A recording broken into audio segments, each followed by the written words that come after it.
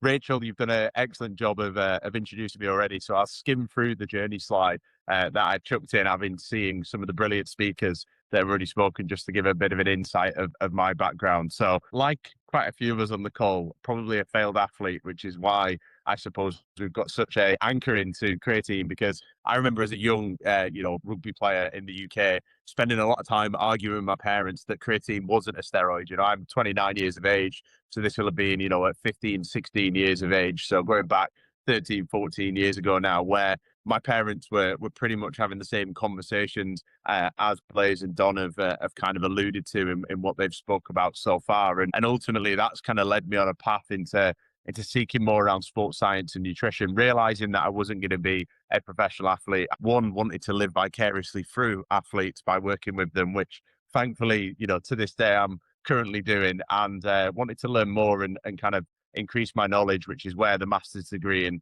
sports nutrition came from. Since then, as Rachel said, I tend to spend most of my time in the car. I do some delivery and presenting, but the UK is bigger than you think for those joining us from America. It does take quite a bit of time to get up and down the country and deliver to lots of different athletes, schools, individuals, and more specifically, youth athletes as well. And one of the questions that really drew me to doing these education workshops and becoming the co-lead in the Jenerise Education platform was ultimately the questions that I get on a daily basis from parents, from athletes, from coaches. And that's something I'm going to walk you through in my 10-minute segment today, and ultimately give you a bit of a picture of where I'm at as a registered practicing nutritionist in professional sport. So I think first and foremost, just setting the scene of the current landscape that I see and the reality we've got of youth sport. And to be honest, the two speakers we've already had ultimately give us a really good indication of how this is looking. Young athletes, as Donald was saying,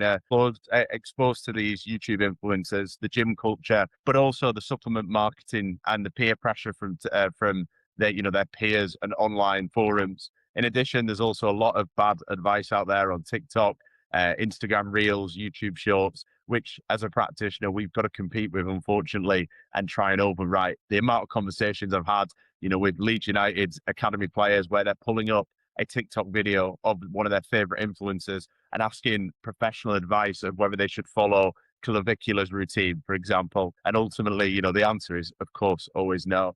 And as well, when we look at the youth athlete population, many of them, although we are information rich, are pretty application poor, I think is the way I describe it. A lot of them missing out with eating breakfast, drinking enough water in the day, recovering after training, not sleeping enough, or even meeting their energy requirements.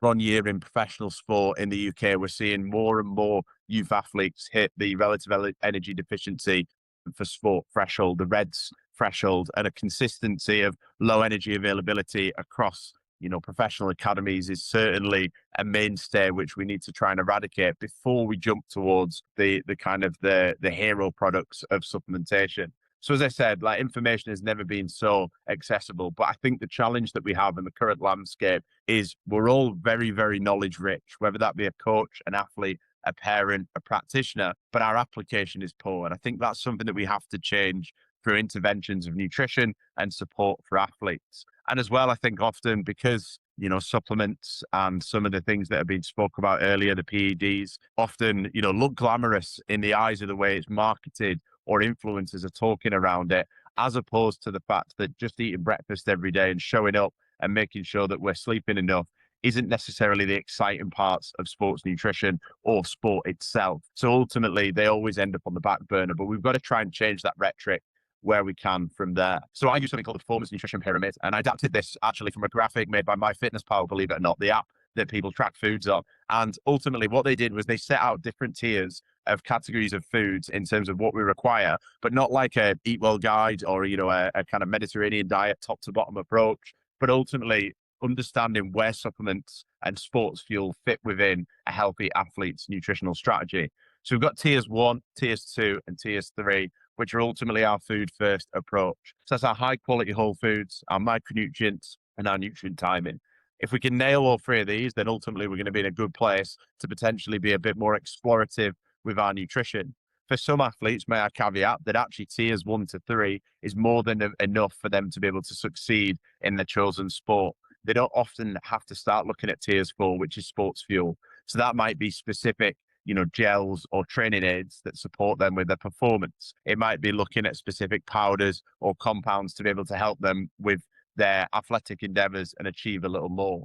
And the last tier is tier 5 supplements. And I had to give creatine the spotlight here, not, demonizing it at all, but ultimately there's a lot more tiers and steps that we need to take towards our nutrition before we start exploring that kind of tier 5 or even tier 4 from that perspective. So in terms of the questions I hear on a weekly basis, I thought it'd be good just to run through some of them from different perspectives. I will admit I did use AI to generate the images on the basis that I didn't want to incriminate myself with a specific athlete, coach, or parent that I have worked with.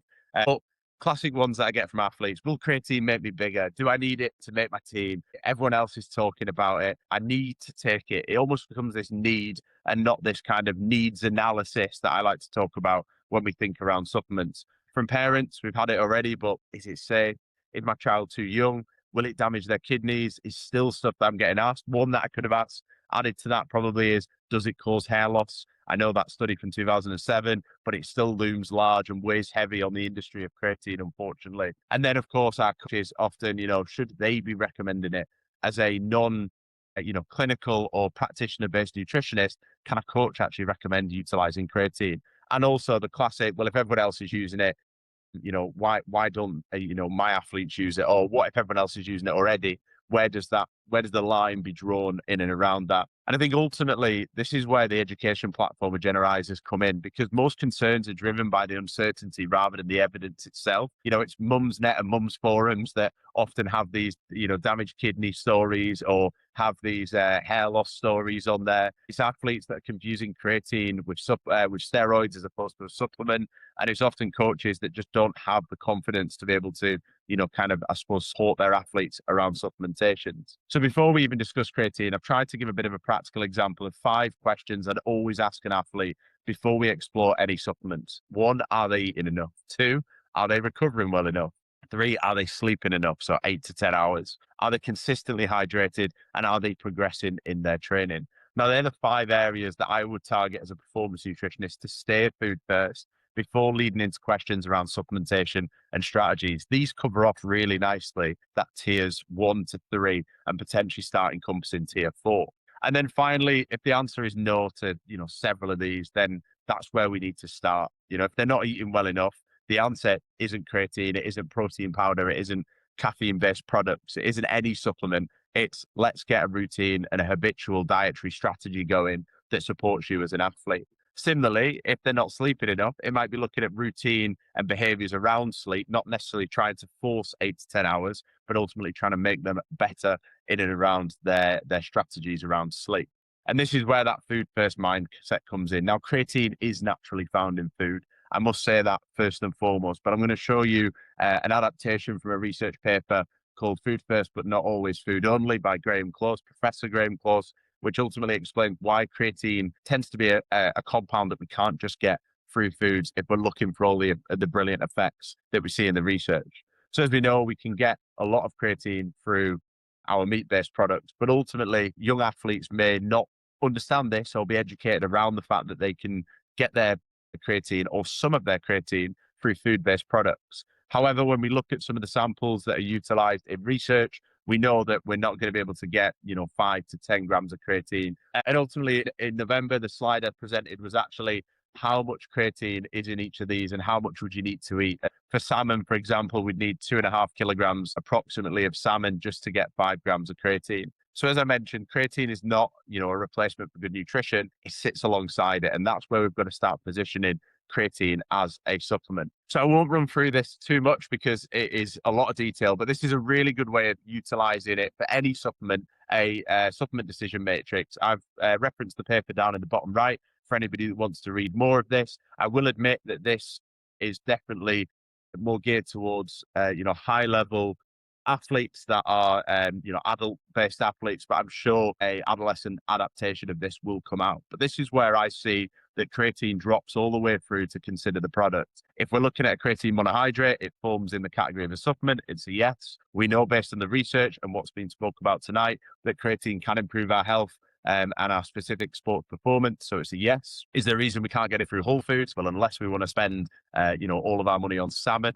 and eating a ton of different meats across the day and disregarding other nutrients, then it's going to be a yes. And then this is where we get to the prohibited substances and the batch testing conversations, which I won't steal Jim's limelight. I'm sure he's going to speak much more gracefully than I will around, different testing procedures in different countries. In the UK, we use informed sport, but ultimately we'd have to make sure that that product is batch tested before using it for an athlete to ensure the safety and efficacy of the product. So in terms of when creatine does enter the conversations, these are a few bits that I wanted to just bring to the table before I wrap up with some key takeaways. Is older adolescent, certainly a big marker for creatine if they're hitting all of those daily strategies. They've got a structured plan.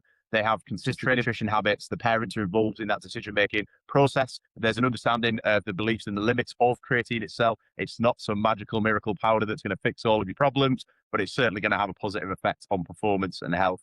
And then there is informed sport tested as well.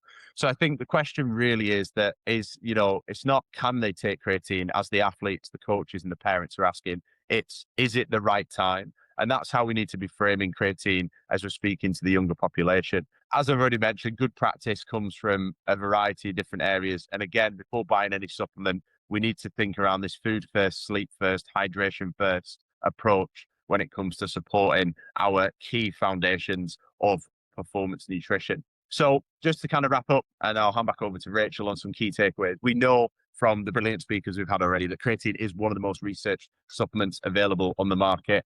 Most young athletes we know will benefit from improving their nutrition, sleep and recovery, but creatine should sit on top of that strong foundation, not replacing them. And if we can really position creatine as this kind of, I suppose, cherry on the top, this kind of, beacon at the top of the pyramid, then ultimately we're going to be able to have some really meaningful and impactful conversations with youth athletes. As I've mentioned, the best conversations focus on the education, not the fear. It's trying to educate. And like I said earlier, we're knowledge rich, but application poor. So giving people the right understanding, such as these webinars, are brilliant. And finally, the aim is helping to make young athletes make good, informed decisions for the right reasons. I think is ultimately the overarching goal and aim of any kind of athlete education and nutrition, and creatine absolutely sits alongside that. Huge thank you for listening in, and I'll hand back over to Rachel to pass on to our next speaker.